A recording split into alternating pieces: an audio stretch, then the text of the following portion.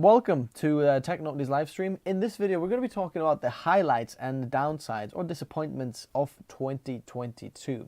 This is also a live stream, and I can see people already have tuned live. I can see Ian there, I can see Antonio there, I can see it's RGB Toaster there, G is there, Nikos is there, Ian is there, lots of people there. So if you have any questions during this live stream, feel free to pop them onto that chat over there. Feel free to tag at Technotes or at Benji Kaiser there, so we can easily see the questions there and it's more highlighted for us, because if the questions and answers or just the chat goes mental, it's very hard to keep track what's going on over there.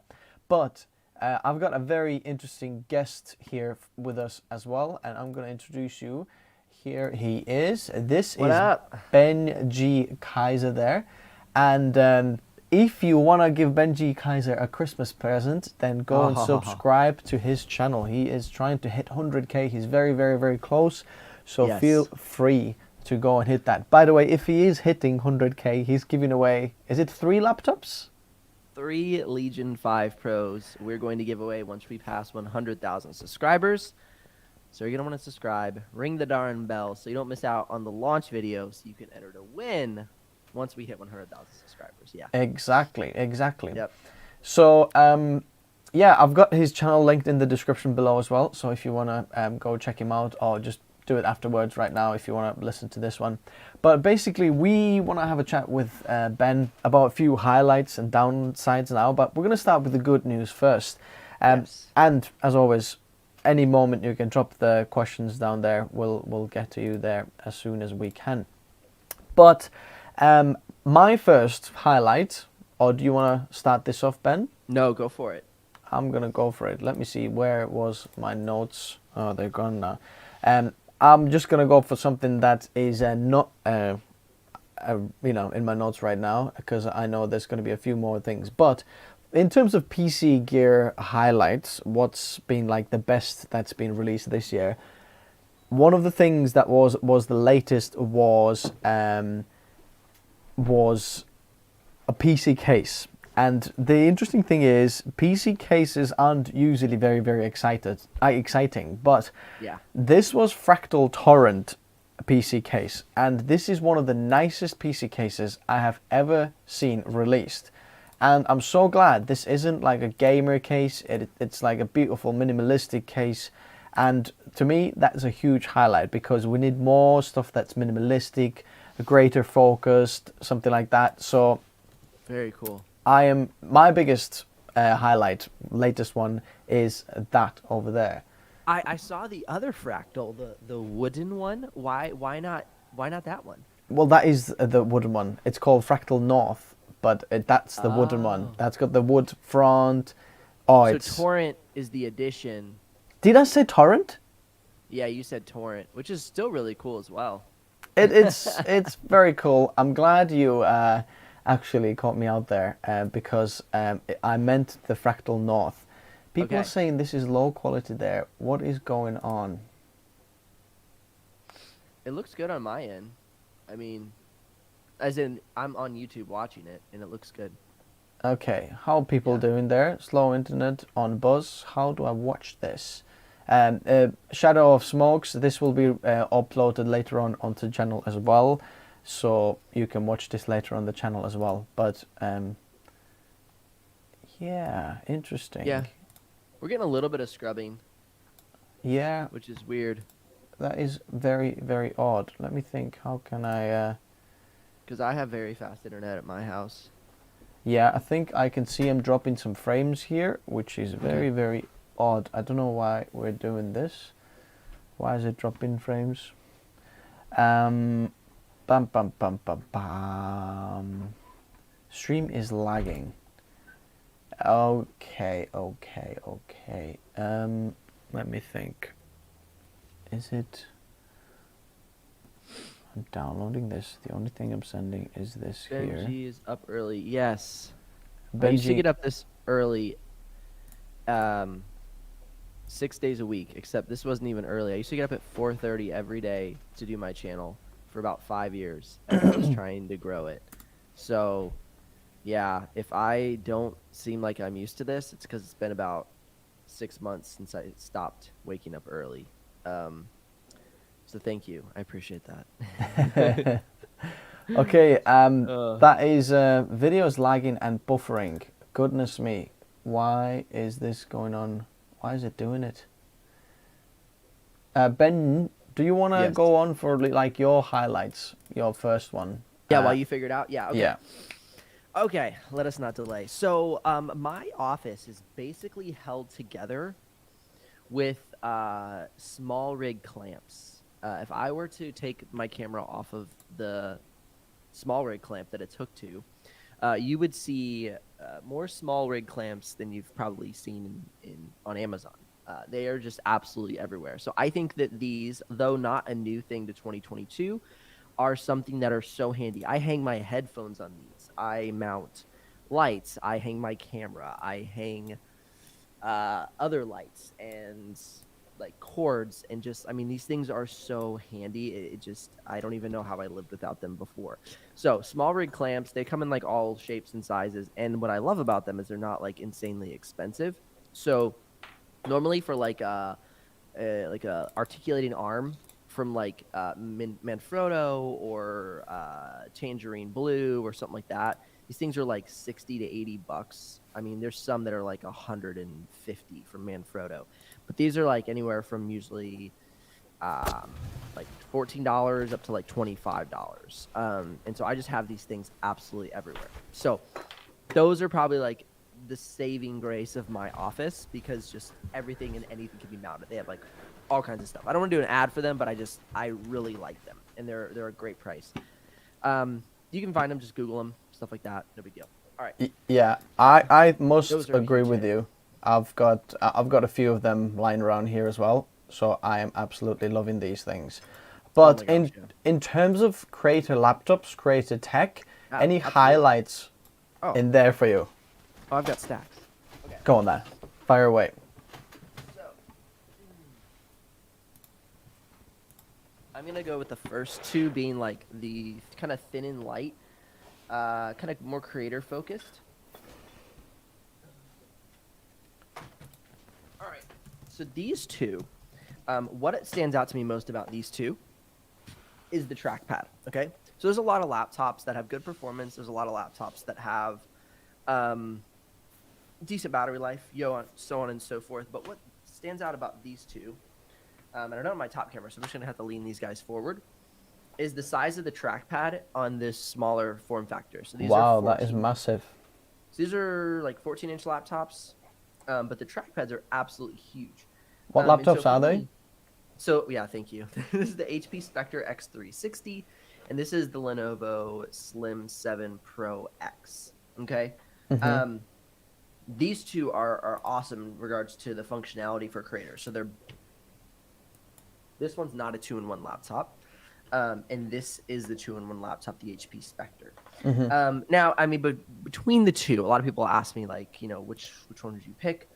I think if you need a 2-in-1 laptop, it seems very practical to go Spectre. Like if you're a digital artist, you can flip it over, use it as a tablet. Like it's very like functional. Okay. Mm-hmm. However, I know a lot of people, maybe a lot is being dramatic. I know a number of people on my channel have been complaining about maybe quality control by HP.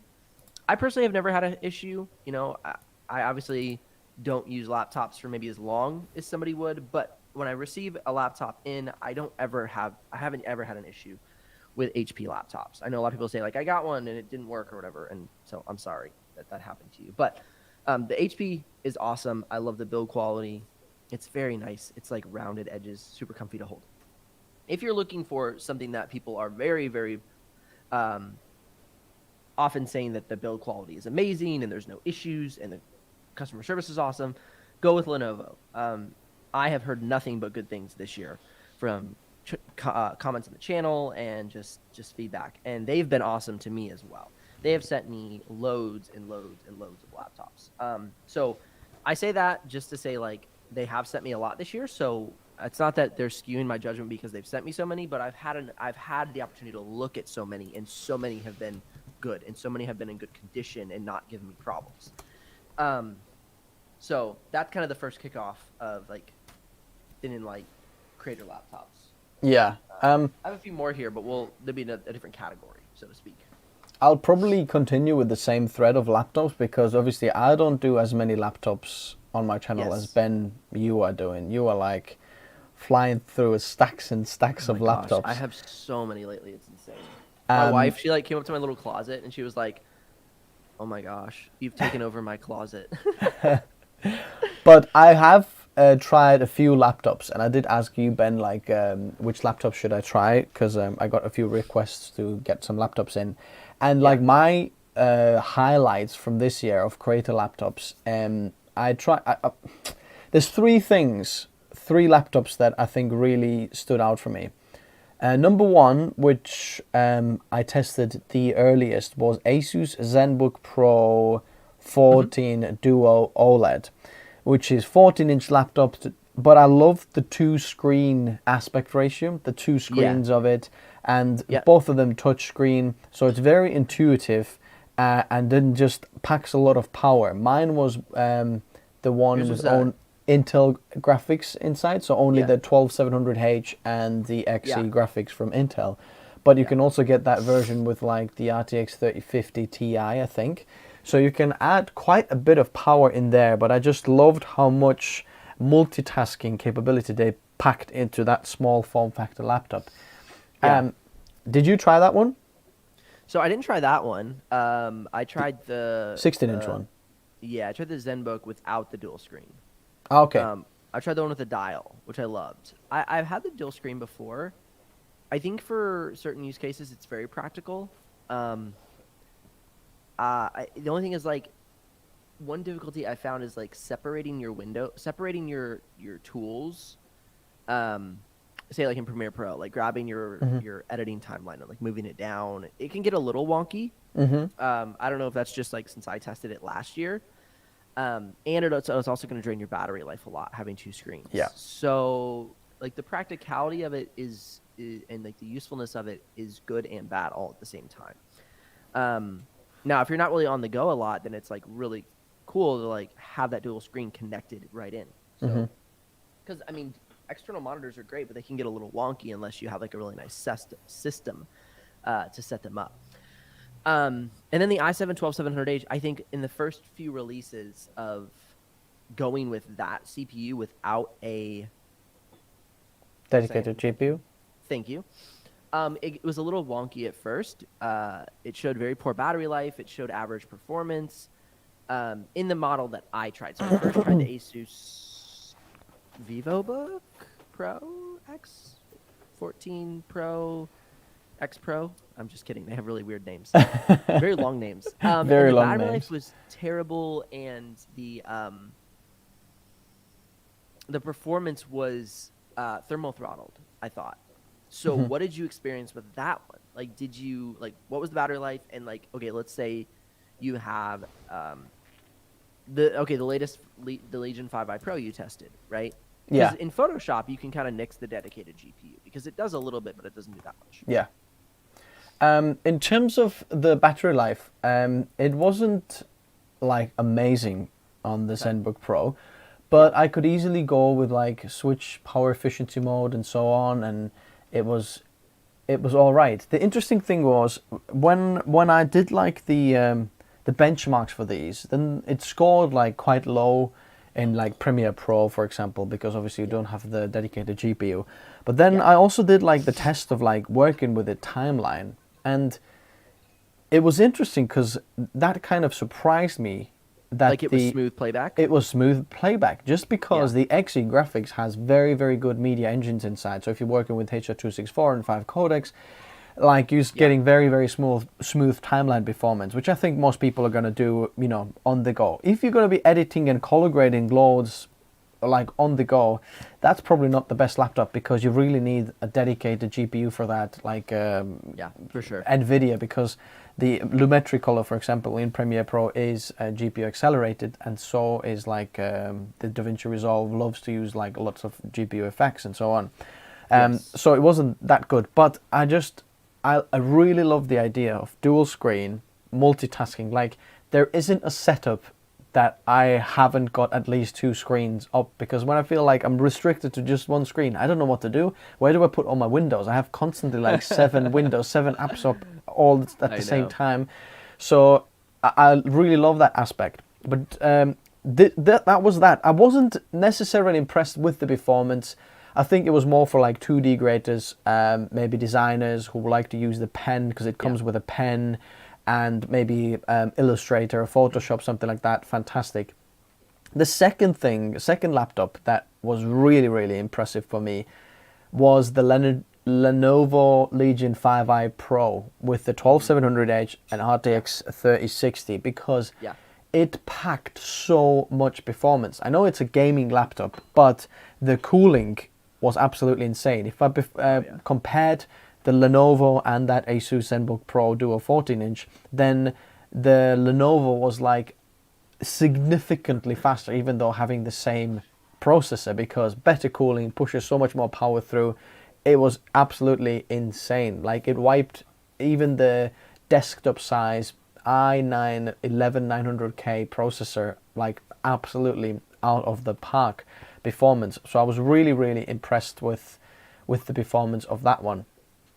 But So then the at crazy this, thing about that yeah, is that you're gonna get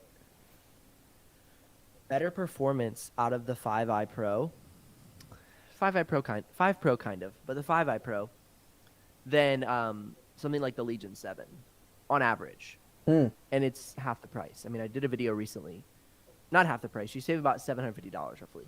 mm-hmm, And so that 5 Pro or 5i Pro is like the perfect mix between performance, form factor, build quality, port connectivity. It like hits that middle of the road. Now, it's not a budget laptop, but it's also not top of the line. I mean, it is truly, with the inflation of prices that we're seeing worldwide, it is truly that middle of the road, like mid-tier price point laptop that completely dominates. It's just insane. that's very, very interesting. But then at the same time, because it packs a lot of performance and it's mostly, for gamers, I found that it wasn't as nice to use day to day as like the Asus ZenBook Pro, who's like a creator laptop and then gaming laptop. Like, I didn't like the trackpad as much. I didn't like the trackpad as much on the 5i Pro. And I thought that the 165 hertz display is kind of wasted for me as a creator, because I don't actually need that, but it sucks the battery life out of it. See, you could just turn it off though. And I know you're paying for it, but technically it gives you better color gamut range.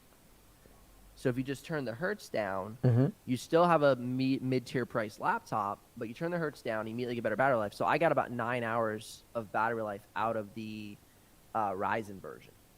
And I think it was about 8 out of the Intel version. So it's pretty decent for GPU. Well, no, I turned the GPU off as well. So for that i7 12700H, it's pretty decent. Yeah, it is if you want to use life. just the iGPU and so on. But and also I think the trackpad, if I remember correctly, it's not exactly centered, is it?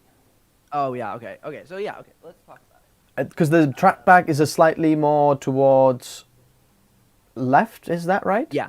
Let me grab one. Hold on. I'm going to ask some questions here while I'm at it. Antonio Zepage is saying, is there a noticeable difference in noise between Noctua Chromax fans and stock fans in Lian Li O1 Dynamic mini case? I already bought the case and I wonder, should I invest in better fans? So Antonio, the Chromax fans you can get, if they're case fans, they might not be necessarily noticeably different. If you're talking about the Chromax NFA12 X25 fans, then those fans are much cooler. Do I have any here? No. And quieter. They're very similar to the Fantex T30 fans.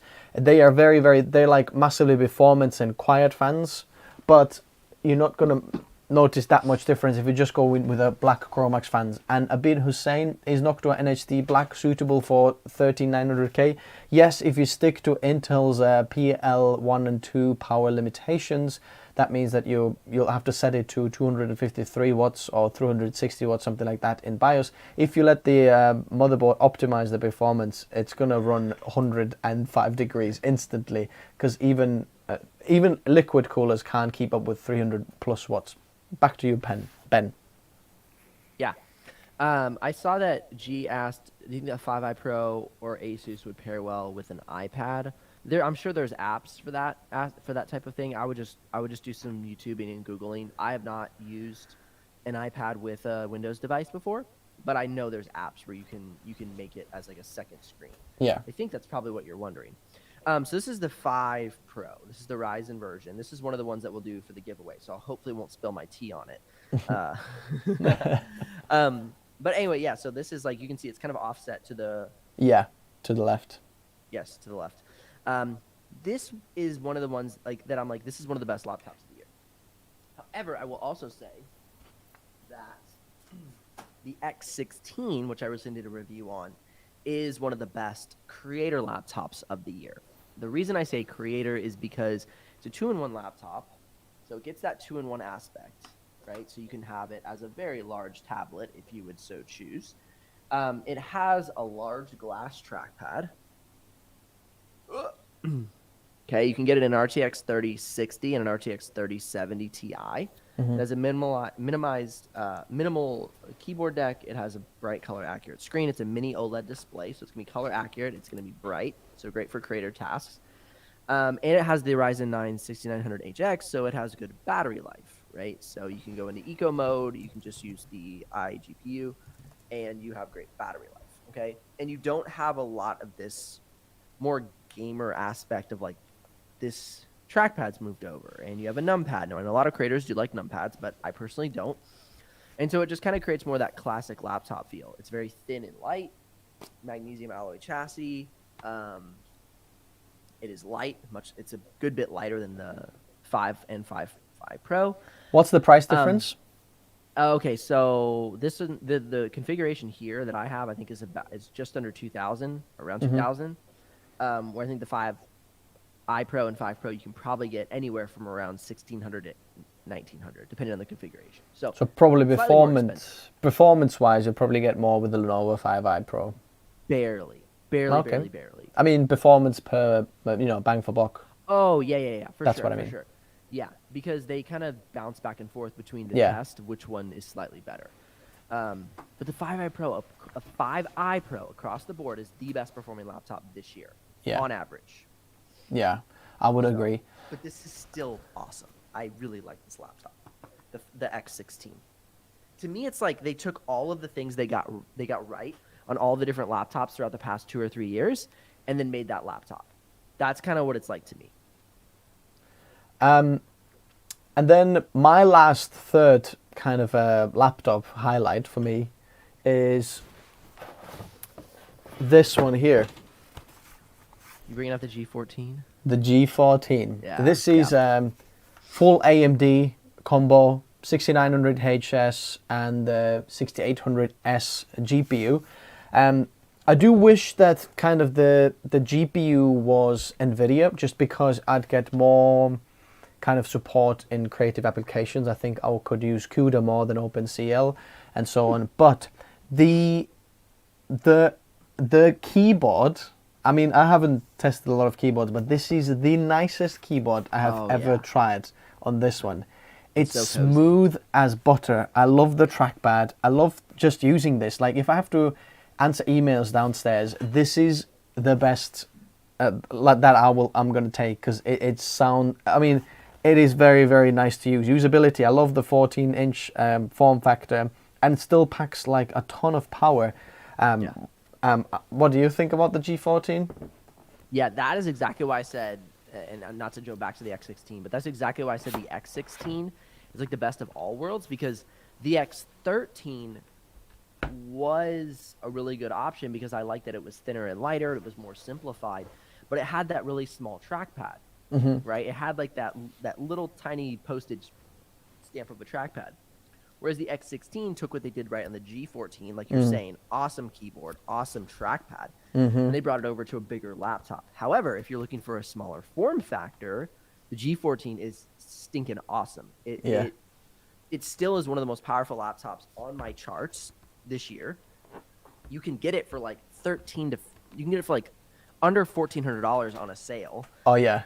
And like it is you can edit 6K no problem. You can do 3D modeling. It's dumb.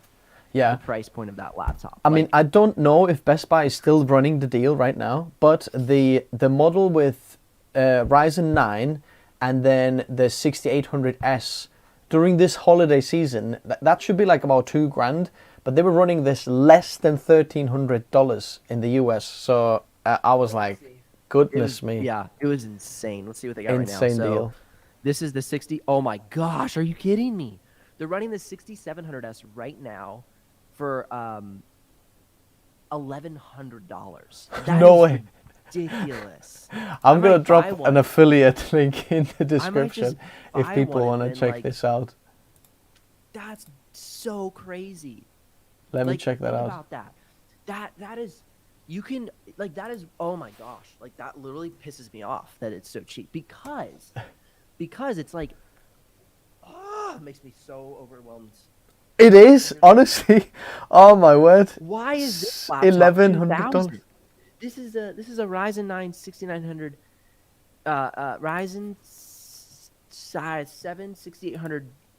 No, it's like the Ryzen Pro. Anyway, this is a Z13, really great laptop, but it's probably around $2,000 on the Lenovo's website, and it doesn't even have a dedicated GPU.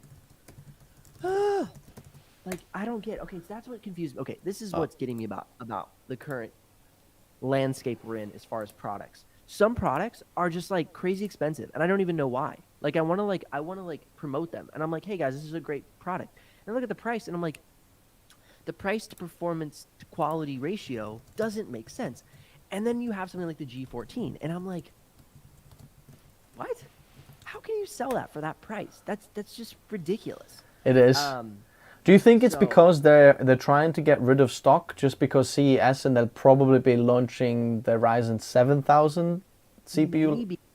Maybe, but But like, it's still a that's- crazy you price, need though. to sell it for that cheap?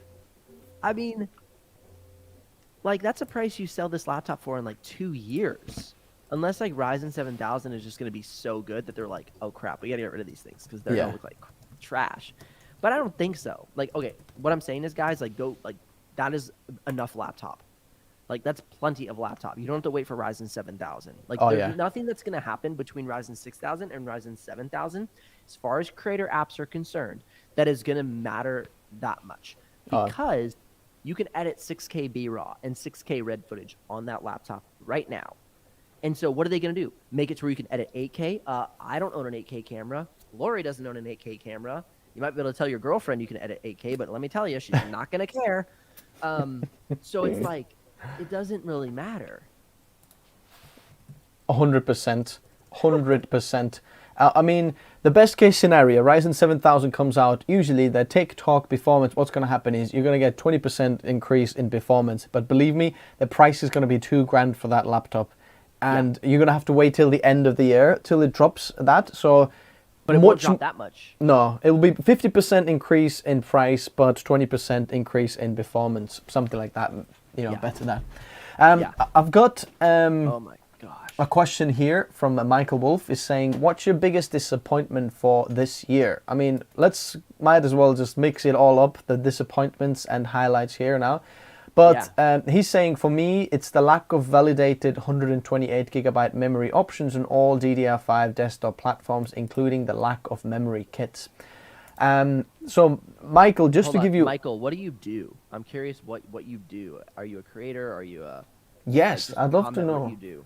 I'm so curious. Why people need 128 gigabytes. I mean, I can already see a benefit in 128 gigabytes in my editing workflow, because I can often see 64 gigabytes being capped out, just because if I'm, for example, opening a big project of a PC build, there's layers and layers of stuff, 3 cameras, 2 4K, 1 6K, everything is color graded, plus things on the top.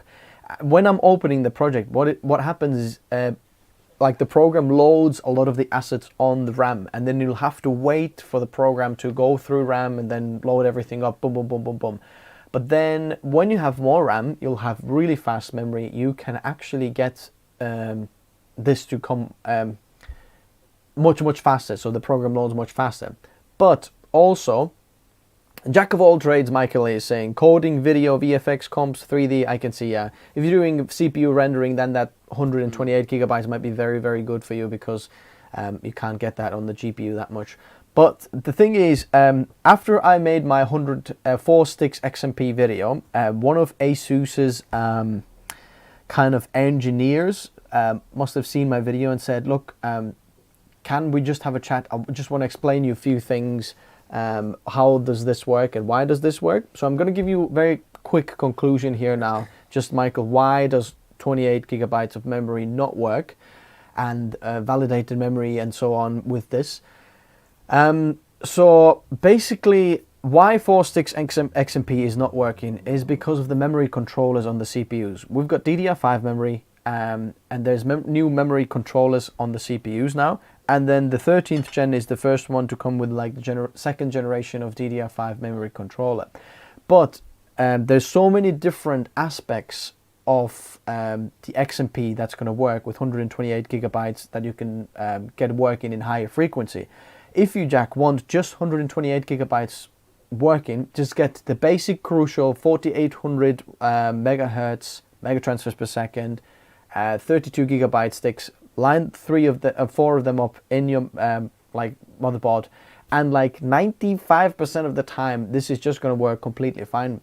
The issues come when you try to apply XMP, and that's when you've got issues there, because you've got motherboard that needs to talk to the RAM stick, then you've got the memory controller, and then you've got the actual memory as well that depends on it. Not just the actual memory sticks, because you can have something from Crucial, you can have something from Corsair, Kingston, name it, but basically the actual memory chip come from like few main places. I think Crucial, SK Hynix, and Samsung, and they all work differently, or they have different they all perform differently. Some of them want more voltage, some of them want less voltage, but basically, not to get too geeky, it's very hard to get it all working, and I'll make a separate video about this and why this is not working a little bit more. But it's not just the memory that's the kind of issue here. There's also the actual CPU memory controller there, which Ryzen 7000 is very bad at doing, for example. It just cracks me up how much you know and how much you fumble with stuff, because when it comes to actual PC builds, not laptops, if mine hasn't been working right and I'm like, well, I guess it's time to get a new one. I'm like, I have so many laptops, I get so lazy with trying to figure out how to fix my own computer. Like, oh yeah, Jared's tech, when he was like using that one that's like completely broken, but he's like, yeah, it still works. Figure it out later. I'll still do it. But I'll try to get him on an interview, and we'll get him to explain it really geekily and simply for everyone to understand, like, so why funny. this is not working. But yeah, Steven is saying, that'd be cool. Do you think a Dark Rock 4 Pro can handle Ryzen 9 7900X easily? Yes. It will run at 95 degrees, but that's completely fine. That's what the chip should be doing, but you won't get any thermal throttling. It's going to be fine. I don't know. I don't think it would run that hot. Did you test it? The 7900X? On an air cooler? That air cooler? Yeah. No, I know the performance of 7900X, and I know that some of the lower coolers, or in the same class air coolers, with the 7900X pulling, what is it, 200 something watts out of it, 200 something watt. The way that Ryzen 7000 processors work is that even if you have like a liquid cooler, it wants to run it at 95 degrees. It's not. Interesting. So basically, another little like geeky thing. They have changed how they're not wattage limited anymore. They're temperature limited. So they didn't put a wattage limit on the CPU. They've put a temperature limit. Say that, okay, try to push as much power through with it, but 95 degrees is the limit, right? So it's always trying to run it at 95 degrees, whereas previously what they said to the processor is like, pull as much power through as possible, but your wattage limit is, you know, this much here. So they always stick to the wattage, but then you get the temperatures are lower because you see, oh yeah, you know, 105 degrees, 105 watts, but I'm running at 70 degrees or something like that. Now it's running at 95 degrees and it's just pushing as much power from the CPU as possible to keep up with Intel and everything. So it's absolutely fine. You can see if you monitor it, it's not going to be thermal throttling, but it will run 95 degrees because it's just what the CPU will do.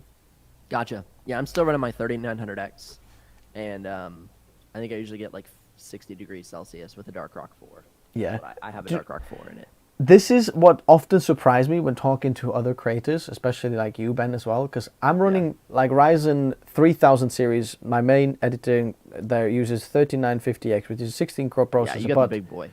But it's still actually very, very slow. And then this computer that's streaming this right now is using a 10900K with RTX 2060 Super. So the thing is, we're using like ancient hardware compared to what we're actually reviewing. I've got a drawer full of like 7 times more powerful stuff, but you just can't switch to it all the time because it just doesn't work like that.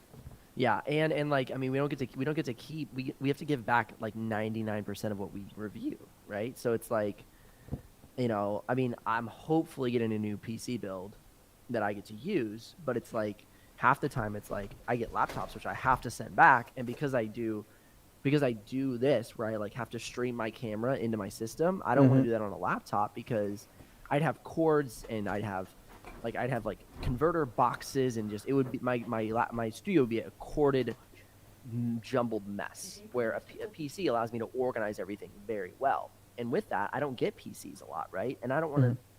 If I don't need to spend the money on upgrading, then I don't. So yeah, I mean, it's just funny. I have found my 3900X, and I have a 3050 RTX 3050 to be honestly fine. Now, my computer does black out and shut down quite often.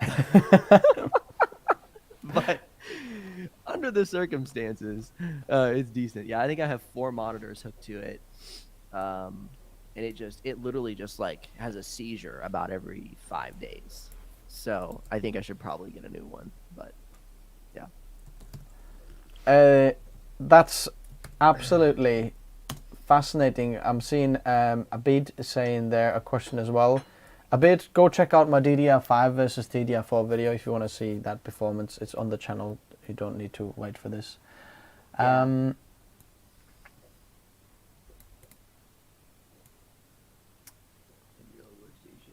Cry me a river. Are you talking about me? I'm not crying. I'm laughing. No. So, what are some of the other? My editor runs a laptop with like 32 gigs. Like, she gets mad at me all the time, Mr. 128 gigs. 128 gigs. There we go. That's serious. I'm gonna kind of, since we're talking about CPUs, one of my other highlights for this year has been 12th gen and 13th gen of Intel CPUs and how much they have done for creators. As much as I love the competition from AMD, AMD talks very little about creator CPUs in terms of PC parts. I think when they talk about laptops, they do have some creator laptops that are AMD versions as well. But in terms of the PC world, Intel seems to be like much better pick in pretty much any price category, especially in the lower end when we're talking about like Ryzen 5s and i5s. Intel's like much better and cheaper as well. So which is weird, because which is very weird. 2 years ago it was opposite. Very opposite. So I'm seriously impressed with Intel in doing that. And even though I'm using a Ryzen, system there, I can see the frustration. I'm testing this stuff on Intel. I'll see how good this is, and I'm just like, I want to switch, but I need to wait for the right time, right moment where we don't have to edit videos, and I have the time to actually switch over. Anyway, blah. But the 12th gen was very massive improvement over the 11th gen, but then also the 13th gen was another good leap over the 12th gen. And a lot of people were saying, oh, the 13900K is just a Halo product and it doesn't necessarily give you much performance over the 13900K. But then when I'm doing the testing, actually sometimes the gap between 13700K, the i7, and 13900K was bigger than between the i7 and i5 from the same generation of 13th gen. So actually the i9 has very good performance over the 13700K depending on your workflow, but I definitely see them as highlights of this year, where better performance and cheaper than the competition. I mean, you know, it's just very good. Yeah, I mean, I'll give you an example on sorry, get my thoughts together on Ryzen versus Intel for like Premiere Pro work. So you get like the i7 1260p, right? Versus say something like a very, very top of the line Ryzen processor, which would be the Ryzen 7 6850U. So the Ryzen 7 Pro, kind of a rare processor SKU. Barely see it in any laptops, but the Lenovo Z13 has it. So we have in Premiere Pro, we have about 482 drop frames out of this retail $3,000 laptop. Okay. Retail $3,000 laptop versus something like the Samsung Galaxy Book 2 Pro 360 or the Dell XPS 13 Plus, right? And these laptops are around the $1,300 price point. Okay, so for the Dell XPS, the drop frames in 4K are 185 versus the 482. Now, both of those laptops, you won't see too much issue. Like 482 drop frames out of 16,000 in a 9-minute project is not crazy, you know.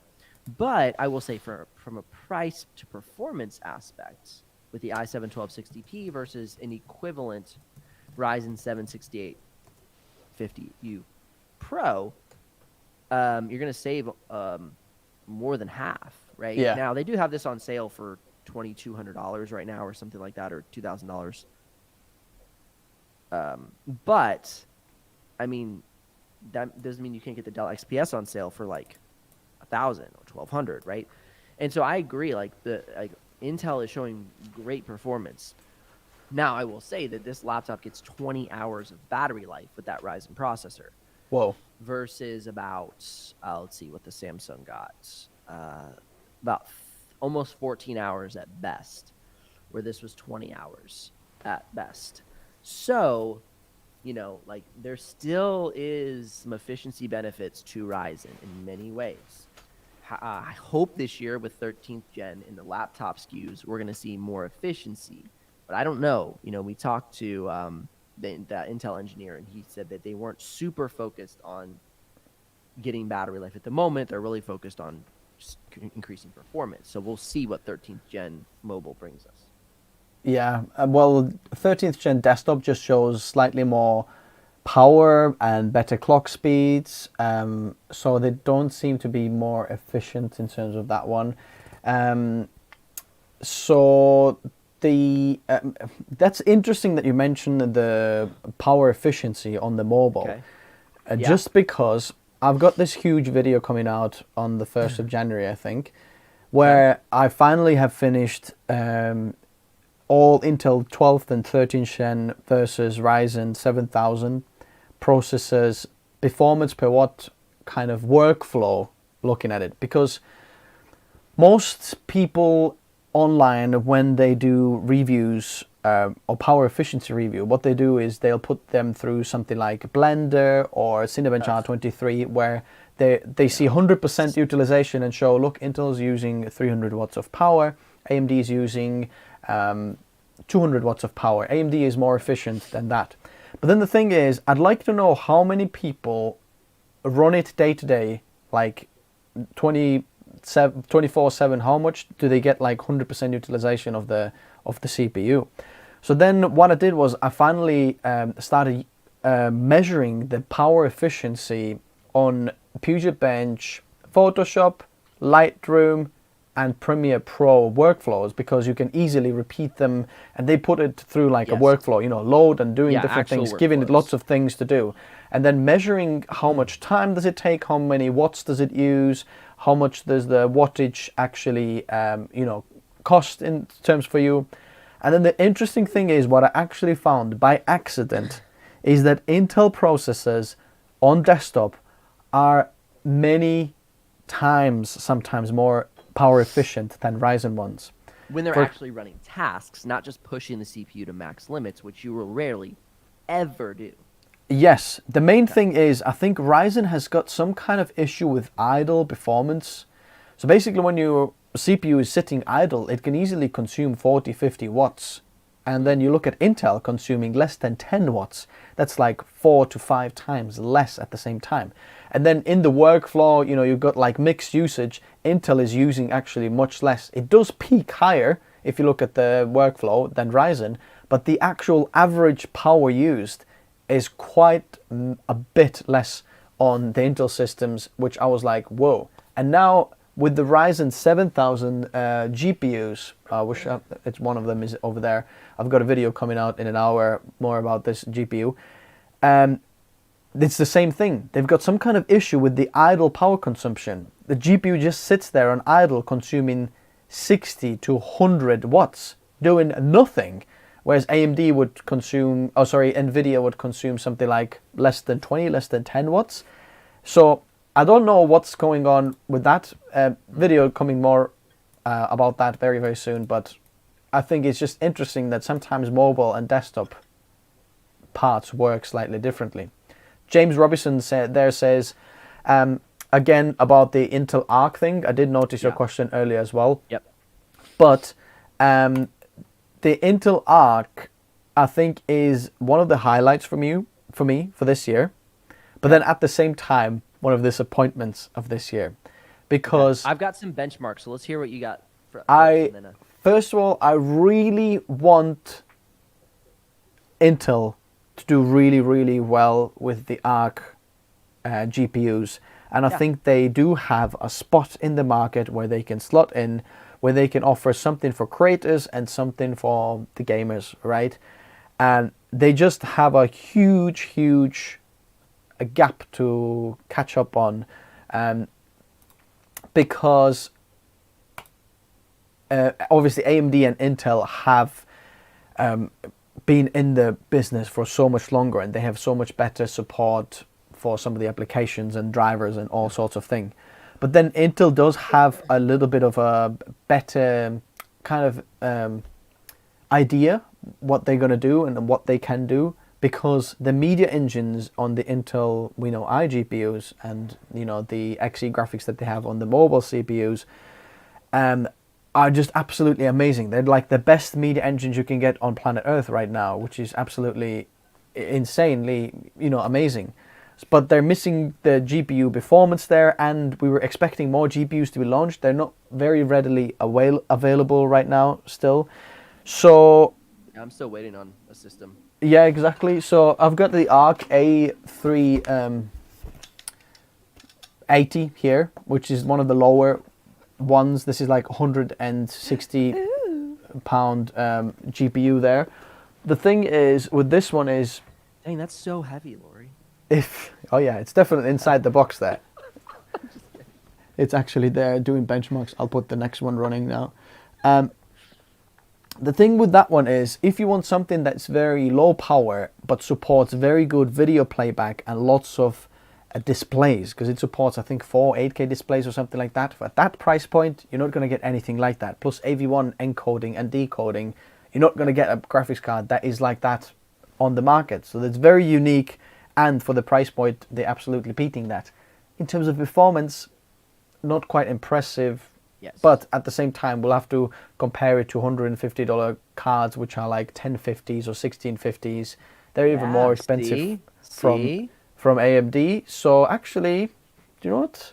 It could be interesting. I'll have to get one of those cheap cards and compare it to that one. Yeah, you got to compare avocados to avocados, man. Yeah.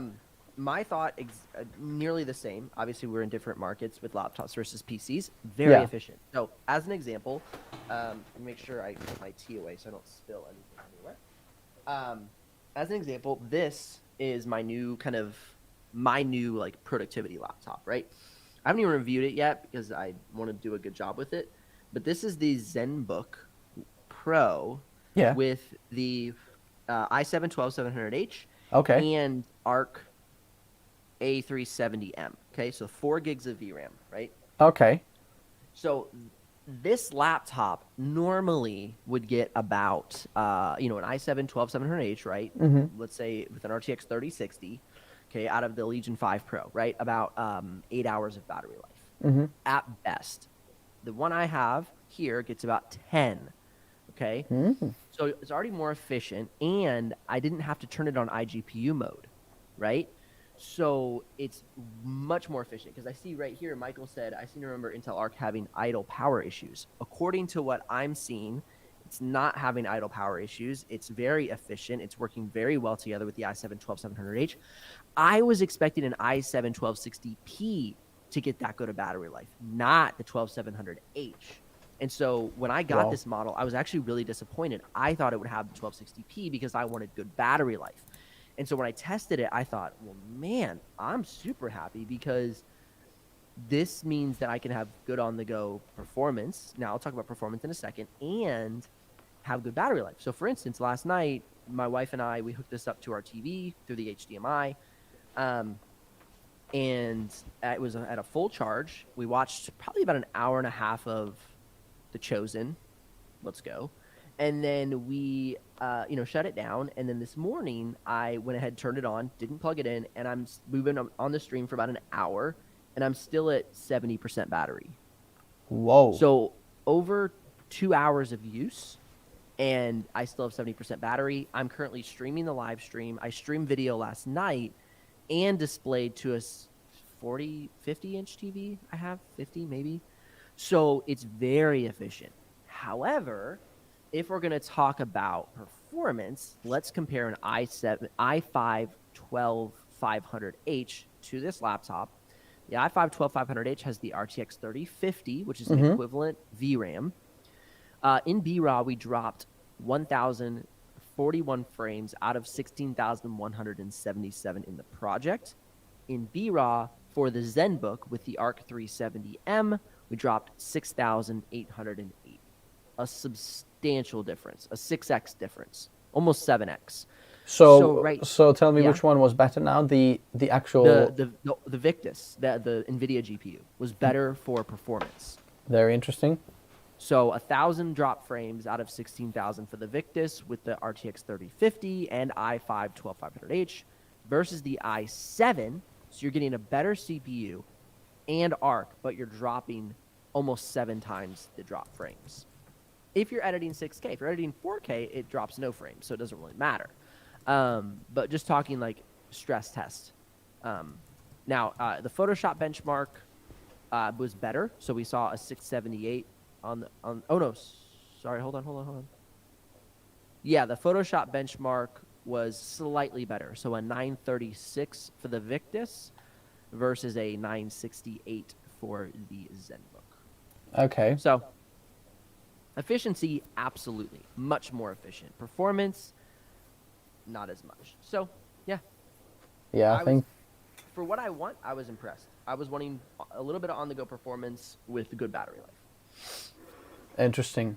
I think one of the last highlights for me, last two highlights, if we're talking about good things now, been all mixed together, is that PC parts are back in stock. If you remember, not too long ago, like PC parts were just more rare than gold, and it was all over the place. But right now, the crypto has absolutely crashed, and GPUs are like loads in there.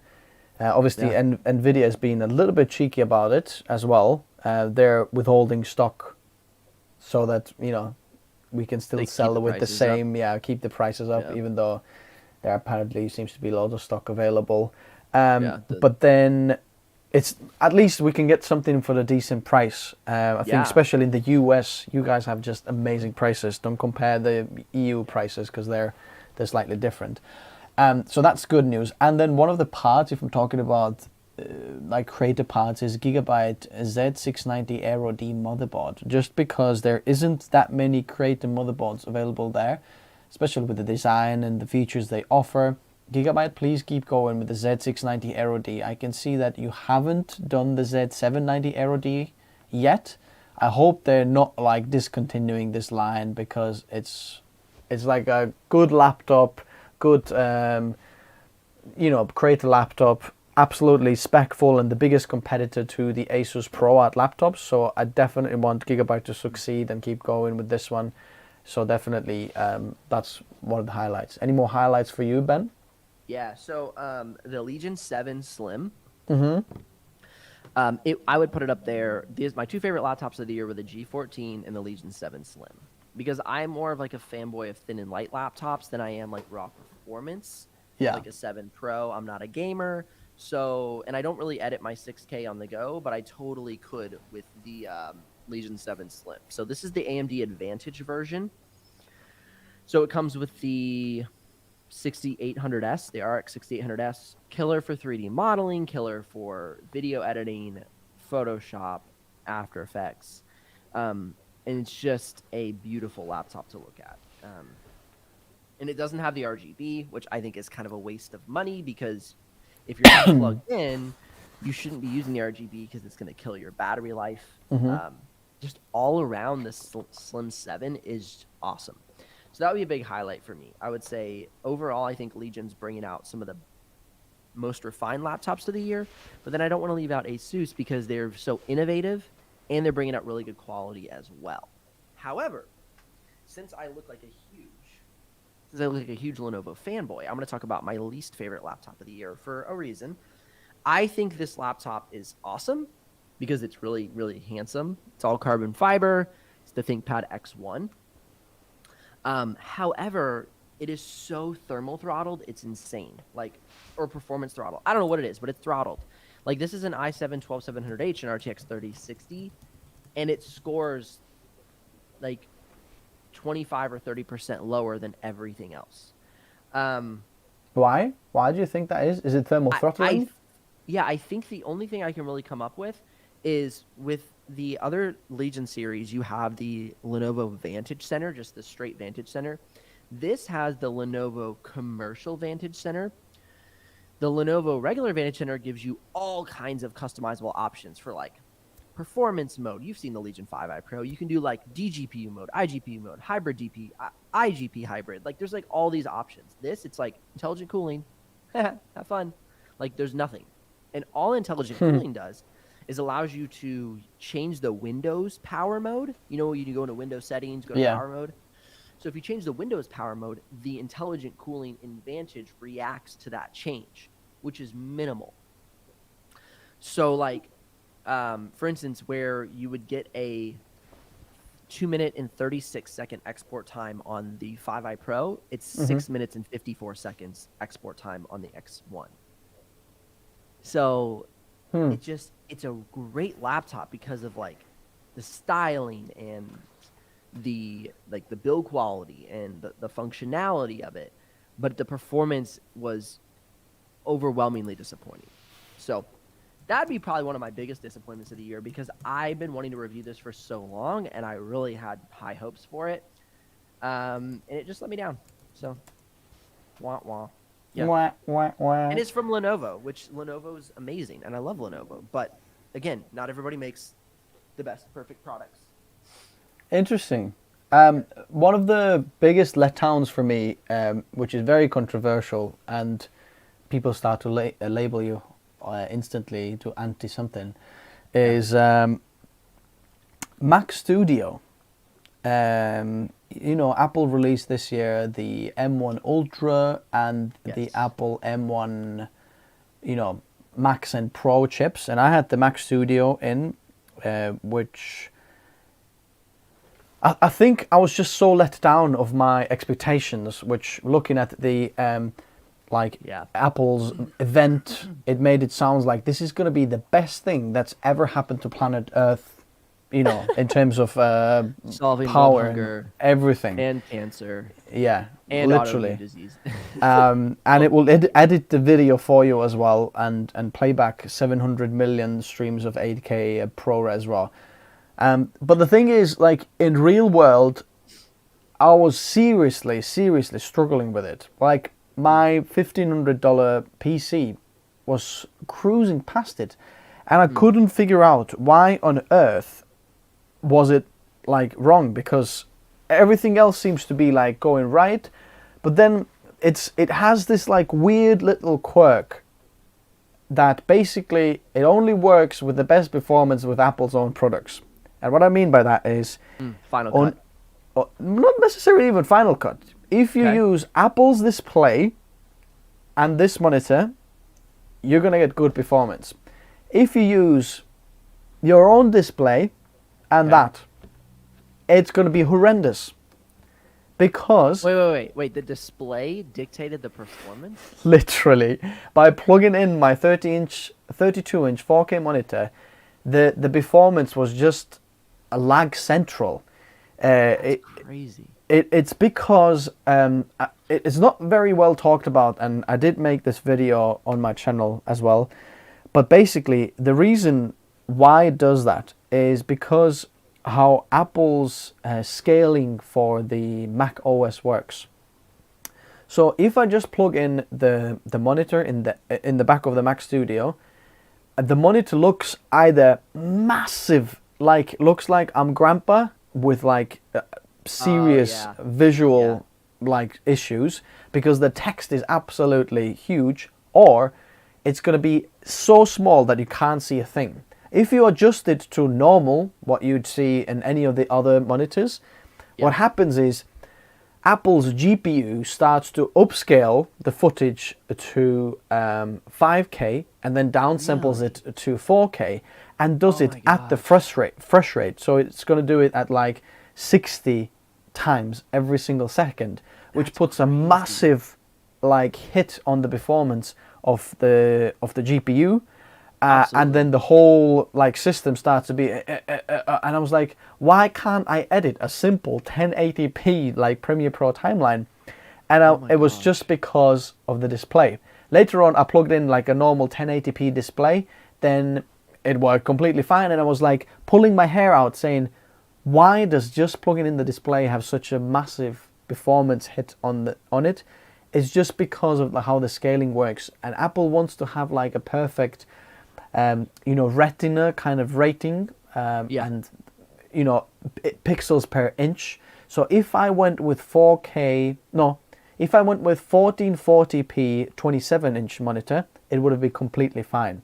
Or if I would have went with 5K 32-inch monitor, it would have been okay as well. Are you referring to like just regular PC monitors, not their Yes. Apple display? Okay.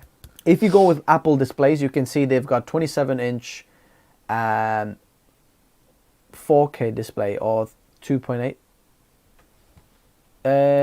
Or then 32-inch. No, that's it. 27-inch 5K or 32-inch 6K displays.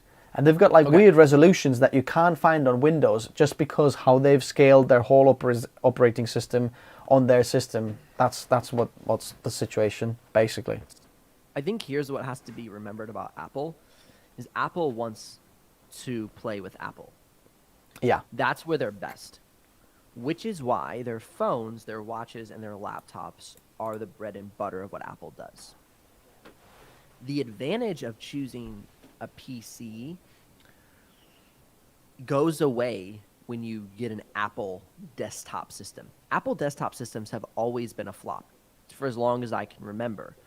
When you think about it, Apple from the beginning has been an all-in-one device. Even when there wasn't such thing as a laptop, Apple was still a all-in-one device, right? They had the system with the screen sitting on top. Then they went to just the whole system with the computer in the back. Then they went to the computer, the iMacs, where like they're really thin and light. It's always been the case with Apple is it's all inside of Apple. If it's all inside of Apple, it's going to be great. The thing that didn't make sense to me about Apple launching this PC Studio is they can't control what you do with it. So therefore, it's not going to give you the advantage, right? What happens with Apple is, like you're saying, Lori, if you don't know much about tech, you go ahead and you buy this system, and then you connect other things to it that interfere with the intent of Apple. You've now just bottlenecked your system, not knowing why. And you spent way more money than you needed to. The advantage of Apple is when you put avocados to avocados, right? A laptop to a laptop, right? An iPhone to an Android, right? Like this is where Apple thrives because you think about it. If you go and you get a laptop like this, Abid mentioned a 16-inch MacBook Pro, better for After Effects and 2D work, absolutely. It's gonna kill a Windows laptop all day because it's gonna be able to run at full power, give you amazing battery life, and it has awesome build quality. Okay, so like right there, yeah, it's going to be better. However, it's going to cost you twice as much, which is why we're big promoters of PC stuff. But I'm also a big promoter of Apple, if that makes sense to you, right? If you are somebody who's on the go, who loves the Apple OS, then get a MacBook Pro all day. 100%. You can afford it if it's great. Don't try and compare an Apple desktop system to anything else because it's just its own thing. When you think about it, if you're an Apple person, you're most likely going to buy an Apple display. Most likely because you love Apple. Yeah. It's when you get kind of technical that Apple starts to waver, right? You're talking here with, what's this guy's name? Michael Wolf. You're talking with Michael Wolf about like DDR5 and Optimize and the BIOS and this XMP, and like most Apple people would be like, because it's like it's not necessary. It's completely unnecessary to know anything about your computer. You're not even allowed to know anything about your computer anymore, right? That's the whole purpose of Apple. The whole purpose of Apple is the average consumer and giving them great performance. Okay, and that's why my wife wants a new MacBook, right? She doesn't want. I have loads of laptops I could give her. She won't take it. She's like, I don't want it. I will deal with my laptop. Her laptop literally lasts 5 minutes on battery, and she will not take a Windows laptop. That's totally fine. I expect that of her because she doesn't want the Windows experience. She doesn't want to have to work on her computer. She doesn't want to mess with the XMP. She doesn't want to know about the BIOS. She wants Apple Photos, and she will pay however much it costs for Apple Photos. And that's the reality of the difference between your average computer user who loves their MacBook Air and somebody like you and Michael Wolf. Yeah. Michael, you are awesome. Like that, you know so much and you can customize so much and you do so much with your system. But that's why I'm sure Michael uses PC. Let's see, he says, and I do have an M1 Mini here for dev, right? But why do you use it? Like, what's the purpose of it? It's probably just like to keep things simple, like to keep it on the go. Like you're not gonna get fancy and technical with your M1. Anyway, that's an opinion piece, you know. But I feel like throughout the last couple of years of going really deep on tech, that's what I get the most. Yeah, I think definitely if you've got like no restriction in budget and you've got no preference in already the software that you're using and you're willing to switch workflow, then I think Mac would be just do it, you know. I think awesome. if I had I don't know a buttload of inheritance and I'd start my business again and I'd just start learning video editing, I'd probably get myself a Mac something, use Final Cut, learn that, and then it's just going to be simple, you know. But I do think in terms of price to performance and really optimizing something for your workflow, I think Windows has the edge just because you can really configure it, you know. Oh, I need a bit more of this. I need a bit more GPU power. Well, on Apple, you can't do that. Shall I upgrade now this quickly? More RAM, less RAM, faster RAM, not possible with, you know, Apple devices, which I think is actually, you know, they come across as all this environmentally friendly, you know, kind of green company, right? But if you put it in a perspective that they don't offer any upgrades to their hardware, right? Yeah, you got to throw it out if you're done with it. Yeah, so, and I do think a lot of their customers who are in there, I mean, please forgive me if I'm wrong here. I'd love to be proven wrong. But I do think they do exactly that. They go back to Apple, say, look, refurbish my MacBook, give me a new one, give me that. So there happens that, yeah, Apple might refurbish that, but is that really the most greenest way? I don't think this is helping the consumerism of the world, right? Now, okay, I will argue with you. However, are your average Windows users any different? Because your average Windows user, because when you look at PC sales, Mac to PC, it's 4x, right? The amount of PCs that are sold, maybe even higher now. So your average PC user is not going to know that they can swap out their RAM if one of their RAM sticks goes bad. Like if their computer gets an error and says faulty RAM, they're going to go, oh my gosh, what's RAM? And they're just going to go to the store and like say, hey, the RAM. Yeah. And most people are just going to go get a new one. Now, the benefit of Apple is it will last a lot longer on average for the average consumer, because they're not going to get viruses. They're not going to like have these weird bugs that pop up because of the quality control of Apple is much higher on average, right? So that I will argue with you that way of the average consumer who doesn't know what they're doing can hold on to an Apple product longer. Interesting point. Different points to be made. I think there is a point there, but yeah, there is point there. But then at the same time, do they last longer? I've often thought that. Yeah, I've often thought that because I'll hear a lot of people say, "Well, I've had for instance, Michael on here said he's had his system for I think 10 years. 10 years." Yeah, so I mean that's amazing. But again, he knows what he's doing. He's taking care of his system. He's probably doing fresh installs every couple of years, like we do on our systems, right? Like every couple of years, I'll do a full fresh install. I'll wipe everything and I'll go completely fresh. The average PC user would never. The average PC user, like this guy's grandma that he's talking about here, is not going to know how to do a fresh install, right?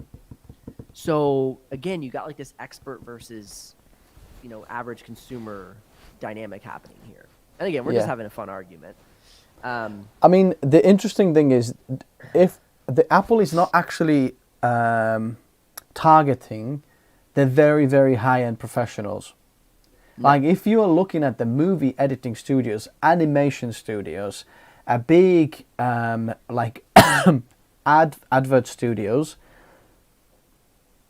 the high-end stuff is probably very highly in the Windows systems with big, massive workstations with huge GPUs, sometimes server farms, and so on. Daisy chaining. Yeah, it's completely different. So Apple is really targeting kind of this what do you call it? Prosumer. Prosumer level of people who are consumers and kind of professionals at the same time.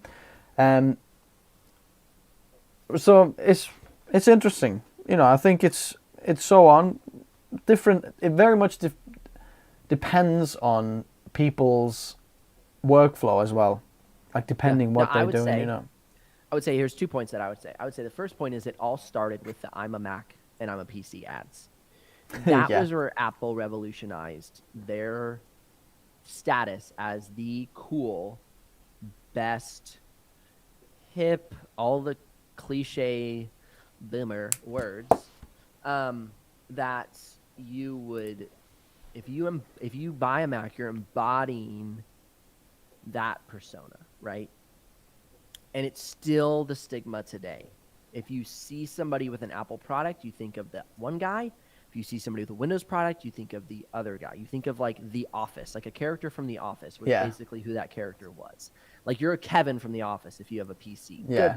Good heavens, who wants to be Kevin? Comment in the comments if you want to be Kevin. Nobody does, right? And so, bless Kevin. But the only thing is like that's where it all started, right? And then they hooked you with the simplicity, and it is simple. Now, the second thing I will mention is if I had to choose a laptop to do my business work on, I would choose a MacBook, 100%.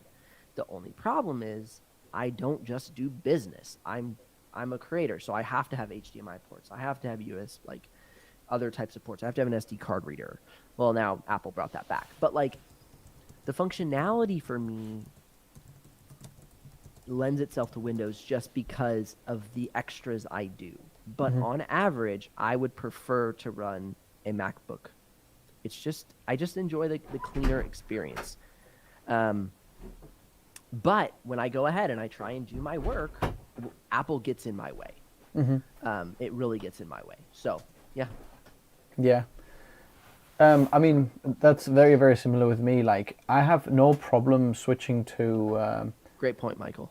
Mac if Mac can just do what I'm doing better, faster, cheaper. I mean, no problem, right? Even if even if it's not necessarily cheaper, because we are like, time is money here, and if it does it better and faster, then that already might make up for the price difference, right? If Apple can do that for me, yeah, let's switch to Apple, no problem. But right now, I don't see that happening, and yeah, it seems more affordable. On a budget standpoint, average consumer, Apple wins, in my opinion, because The like I M1 mentioned earlier, MacBook Air, is that what you're thinking? this is the Lenovo Z13. It's about $1,700. It's probably going to give you the same performance as a MacBook Pro as a MacBook Air, Yeah. right? M2. Probably going to give you the same performance. However, the MacBook Air is about $800, $900, and this is $1,700 to $3,000, depending on the discount that you get. What GPU is on that one? Nothing. This is just the mobile. 6850U. Oh, okay. It's a mobile setup.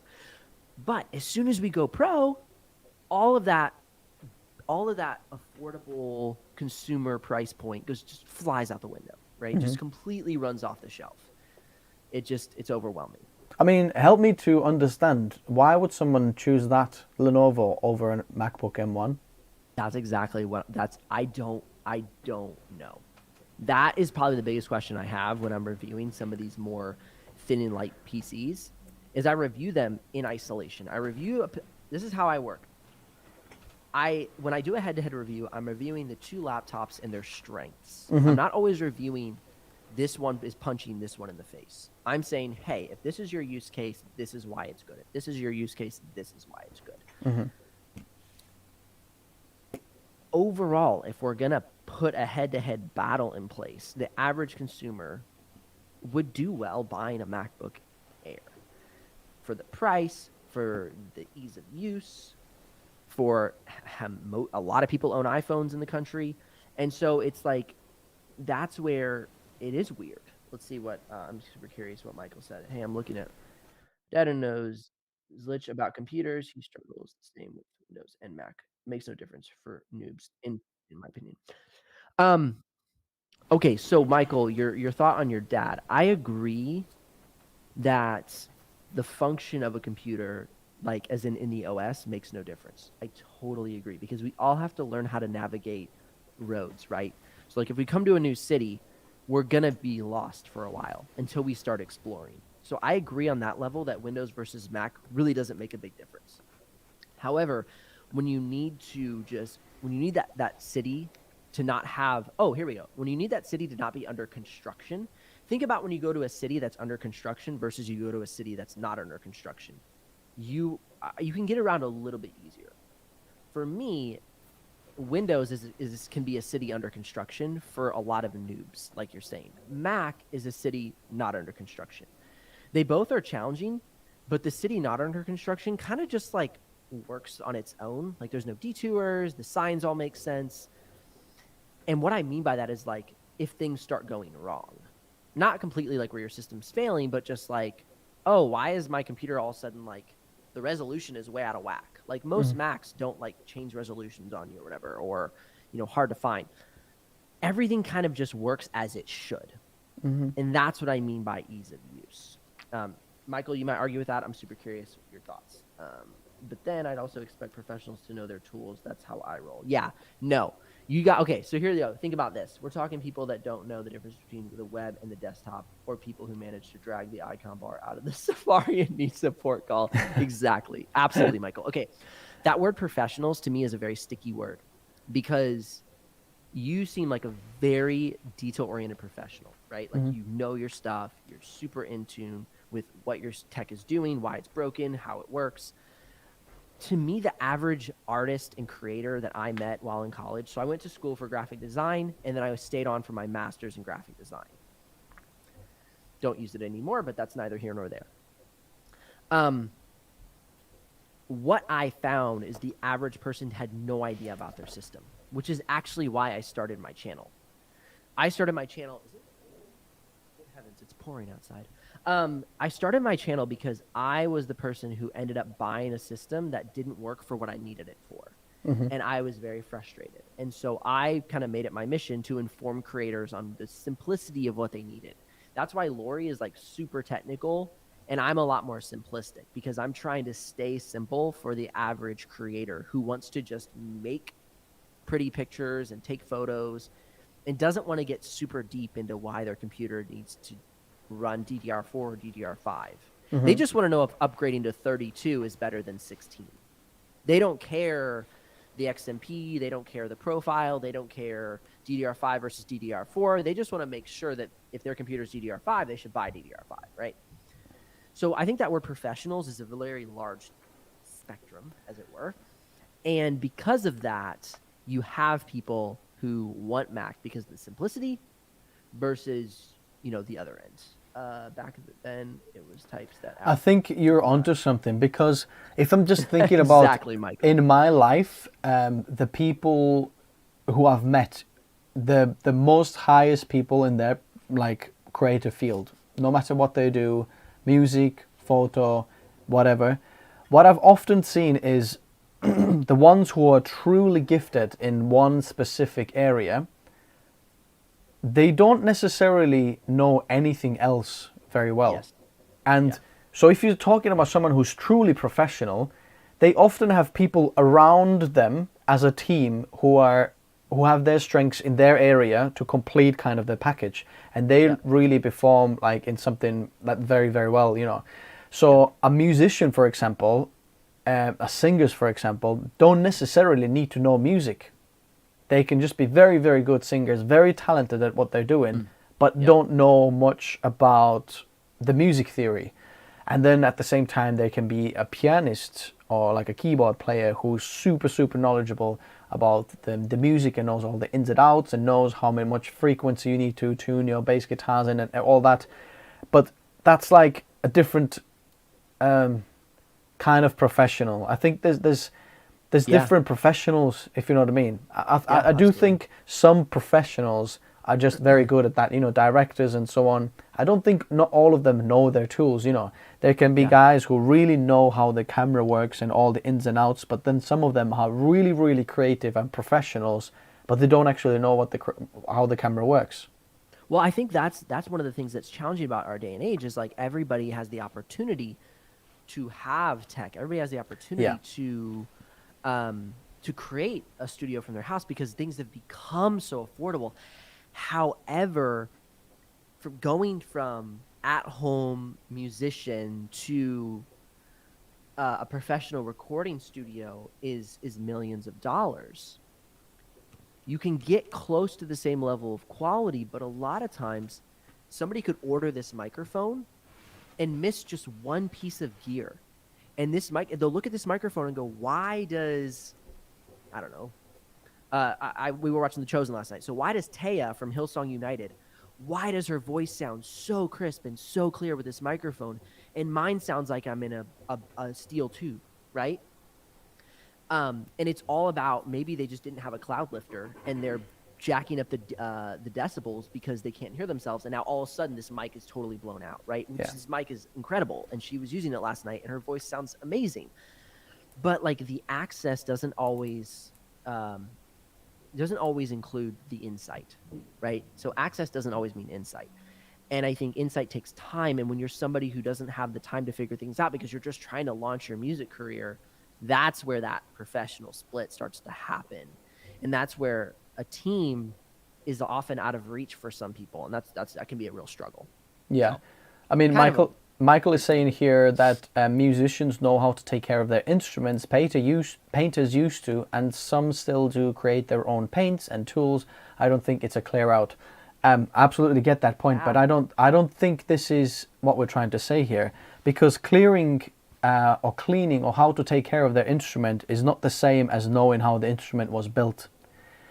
Like, That's a good point. yes, a musician can know how to take care of it, how to use it. Like, let's take a violin, for example. We know how to take care of it, how to transport it, how to clean it, but they don't know how to mix the varnish on that wood that makes it sound so good. Or they don't know how to exactly make the neck so that it never bends, what wood they use, how to treat that wood. That's like a different thing, you know. So if we're talking about PC here, yeah, they might know how to clean the PC, how to, you know, use the PC, how to take care of it, but they don't necessarily know how and why is my RAM not working the fastest? Why is my PC not working the fastest? And that's where I'm thinking, where I'm trying to explain to people, and what I'm trying to do with people is, look, here's why this is not working for you. Here's what you can do. Here's why, kind of educating people and the creators to know, look, here's your PC gear. Look, this is how it works, and this is what you should be doing. That's why you should change these settings, because when you do that, this will give you this much performance. If you use that settings, that's because of this, and that's why it doesn't work together. Whereas I don't think on Apple there's not even an option for that. That's like, just use it. If it doesn't work, you probably need to get this device instead. So there's not like really optimization or something like that for this, or your workflow. Oh, you just need a better and spend more money. Whereas I do think you can a little bit more tweak it and understand the PC world. The other day, I came downstairs and my wife, like I said, she just like edits photos. But I think she was literally just on like Google at the moment. And her fans on her MacBook Pro were like, and I was like, have your fans been doing that a while? She looks at me and she goes, I don't know. That was it. That was it. And I was like, I was like, okay, like there's nothing you can say to her. Like she's not interested. She doesn't know. She doesn't care. She's like, when it breaks, I'll call you and you can get me a new one. And that's just the thing. And I love this right here. Michael sorry, I'm just gonna say Michael. The other Michael, not Michael Wolf. He says, Michael I always D. explain it. Yeah, Michael D. If you want, it's an appliance. Get a Mac. If you want to, you know, be able to tweak it and customize it, get a PC. And that's very true. Like appliance, you hit the power button, you use it, good to go. Like it's like a washing machine. If I need to fix my washing machine, I don't try and take it apart. I call an appliance guy. So, yeah, for sure. That was a great way to put it. So what's your thoughts? Let's like end this stream now here. We've been an hour and a half, and I think it's time for some concluding thoughts. Downsides, we've been a little bit more philosophical. I know, it's been fun. What's the word? Philosophical. That's it. Philosophical. Here in the end. But I think, what are some of the things that would help people to take away this little video podcast live stream? I don't know. Just buy whatever you want. Just see if it works. Pleasure. The derailing was great because we still stuck on topic. We still talked about tech. Yeah. But it was in a very different fashion, and that's why these live streams exist. Whoa, I've got bugs in my office. Because that's what we want to do. We don't just get a new office. Just get a new office. Yeah, I just need to burn this one down. I got bugs. Yeah, that's it. We got bugs. Obviously, a virus or something going around. Yeah.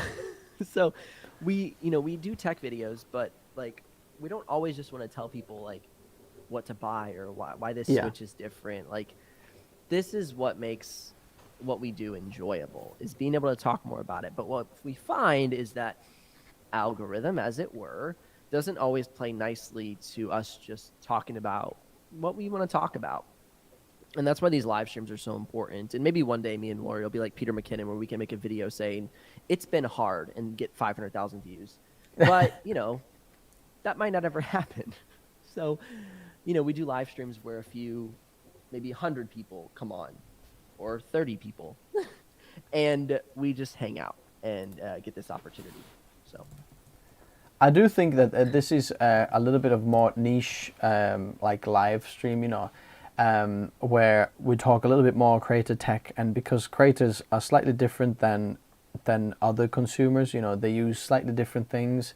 That's why, we're reviewing things from a creator perspective. You're not reviewing gaming laptops, and you're not doing gaming, benchmarks, FPSs, because I personally, I play zero games, And same. I mean, I've got this is probably a very unpopular opinion, but Yeah. hey, we can still share opinions, hopefully. But I don't necessarily think that gaming is like helping the world, right? So I'm trying to use these tools to see the people who are actually creating something or using them as tools rather than like gaming. You know, they're not toys. So it doesn't Yeah. matter which toy, gets better playing done. I don't see the gaming like thing at all. So Yeah. I do think I love all the creators, all the photographers, all the videographers, 3D guys, guys who are doing and trying to do something with their lives and with their profession. That's like who I have passion for. Emily is saying +1 for not using a PC just for gaming, though I do have a ton of gaming parts. Exactly. Yeah. Yeah. Emily, absolutely. I think you sent me an email about a suggestion recently about some photo, Topaz AI. Thanks very much for your email. I'll try to figure out how I can incorporate that to my benchmarks, but I haven't managed to get back to you. If it wasn't you, Yeah. sorry, maybe it was someone Yeah. else. That's the thing is like I think adding in new benchmarks and trying new things can be challenging. Emily, this kind of goes to your question because so for instance, we'll give you a little perspective on what we do. I'm scheduled out through the first week of February for my videos. So if I make a change, if I do any sort of adjustment, you might not see it till 3 to 4 months later. Not because Yeah. I don't care about you, but literally like if we are going to survive as creators, you have to just constantly be ahead of what you are doing, because otherwise you never have time to actually make insights or developments or review stuff, because you would just always be behind. So I'll vouch for Lori that Lori definitely is considering it, but does it fit into the flow? Does it fit into make sense for a number of people? And yeah, it is surprising. I didn't expect it, but it's surprisingly more time consuming to just review a computer. Like it takes me just about 2 weeks to benchmark a computer. That's if I'm really focusing on it. Sometimes it can take me a month. Yeah, absolutely, Michael, and I really appreciate that. That's really helpful. But I think when people think about Adobe versus NG or TechNotice, they think, okay, you just responded to me. Why can't Yeah. you? Adobe never responds and cares about you saying, hey, I want pixel filter on InDesign. Well, they're like, InDesign isn't even a pixel program, moron. It's like like it's so a true. raster-based program. So it's like, you think about like we are very accessible, and that's the value of us, right? But we still have to have like systems and processes, or else I would literally just spend every day making random one-off videos that would never catch any sort of algorithmic value, and it'd get 30 views, and then nobody would find me, and we could help less people. So it's a balance. And I know that was a bit of a rant, but just trying to maybe give you a little glimpse into like how we're trying to balance, all the different aspects of bringing you information that is so niche and unique, while still being able to support like our families and make an impact on a lot of people. So Definitely. I think I'm especially grateful for all the people using my affiliate links to buy all this stuff. I'm sure Benji, you are the same, because like that's the one that actually pays the bills, and it gets the kids Christmas presents and so on. But it's very interesting to see like a little bit behind the scenes, because often you watch the channel and you're thinking, why haven't you made that video yet? Like what you're doing there, just gaming in the background, or just make videos, But then there's all this like life that you like. We are running these as businesses. I've got an editor working for me, and then we both want to have some time off for Christmas, right? So what we're going to do is just stop the channel, pause it. You can't actually do that. You have to think ahead of this. Benji says it's scheduled till February. I'm finishing my scheduling till like the second week of January, just so I can take like Christmas and New Year off. That's like our paid holidays. People have paid holidays at work. They say, I want a holiday and I want to get paid for that. Thanks, you got like 30 days a year for doing that. in order for us to do that, you just have to kind of work ahead. Then you can have paid holidays, if that makes sense. The only thing sad, exactly. The only thing sad about working ahead is I know, like, we've got a big family situation happening in January where I'm gonna probably have to take 4 to 6 weeks off. Not because I like want to, or I'm gonna be like in freaking Baruba, but like I'm just like I just have to take that time off to be more involved with my family. And like I know as soon as I get back, I'm gonna be like 0 days scheduled ahead. So it's like this like big push to like get ahead, and then it'll be like, up now I'm buried. You know, it's just I know the feeling. I know the feeling. Nobody's making videos for me while I'm gone. Yeah, exactly. So I think it's just interesting perspective, and I truly appreciate everyone who's here, and we're trying to do the best to serve you guys. And I do think you have a voice to influence our channels, because you might be the one asking, Emily's asking for Topaz AI, for example, you know, performance and how does that work for hardware. We might see that comment thinking, no one is asking for that, right? Then there's another guy, Jack, is saying, oh, do you want a Topaz AI? But if you see that 5 times, you start to get a gauge that, do you know what, a lot of people are using this, we need to change this, we need to do that. So I do think every one of those comments is actually important. If you do want something from your creators, your favorite creators, from Benji, from us, do say, look, I am actually using this, what about this? Because then we can say, that's an interesting thing. I'll put a community post out. I'm going to do a poll. How many of you use this or that? For example, I always kind of, even though I'm not a massive Blender user, I was always wondering how many people actually use CPU rendering for Blender, for example. Because they use the viewport, which is like CPU, but then the actual rendering, most of them use GPU. Like over 80 or 90% of the Blender creators on my channel said, look, I'm not using CPU rendering, I'm using GPU rendering. So that's how you can find out these things, and they're so kind of niche for the you know, kind of channels and creators like you are. You can't find that information anywhere else. You can't ask that from Linus Tech Tips, because they're like, let's do some more gaming videos, you know, let's build another gaming machine, because that's who their audience is, you know. So I do think it's a good niche thing here. I love it. What I did when I first started my channel, when I first got serious about my channel about 3 years ago, I just went through every single Linus Tech Tip video, and all I did was add 4 graphic designers, 4 creators. And I took that information, that was extremely good information, but had no bearing on how it affected designers, video editors, or photographers.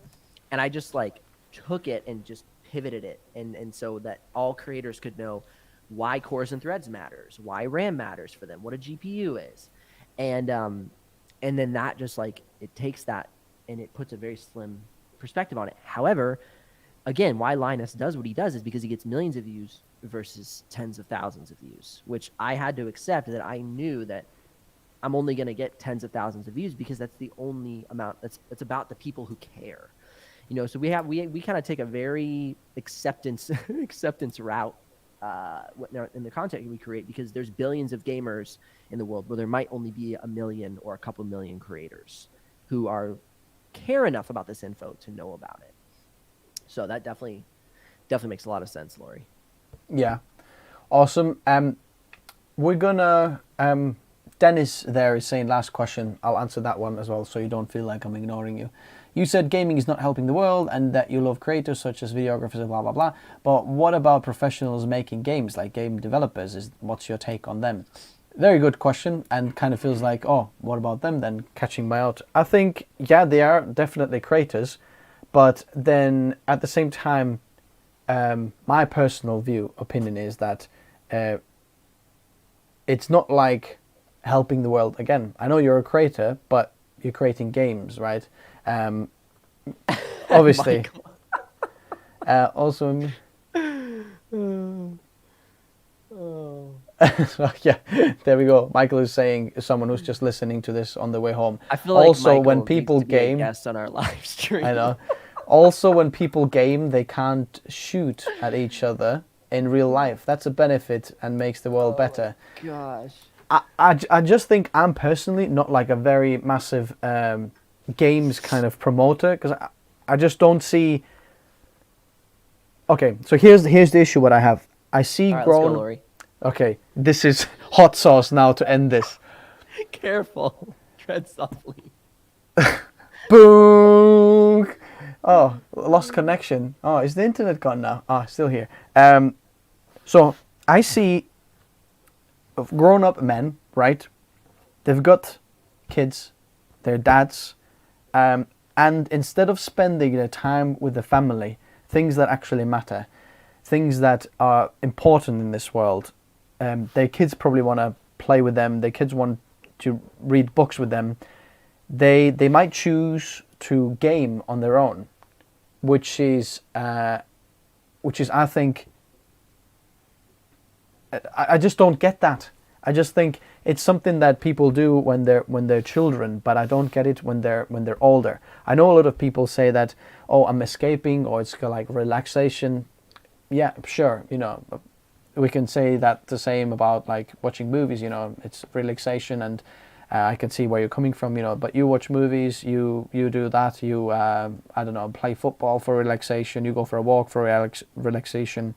Yeah, it's fine, but I don't think that what gaming does for your environment, what you're seeing, what you're consuming, is not good for you. If that makes sense. It's my opinion. Whatever. Take it, leave it. There's a bit of hot sauce for you in the end there. So here's another perspective.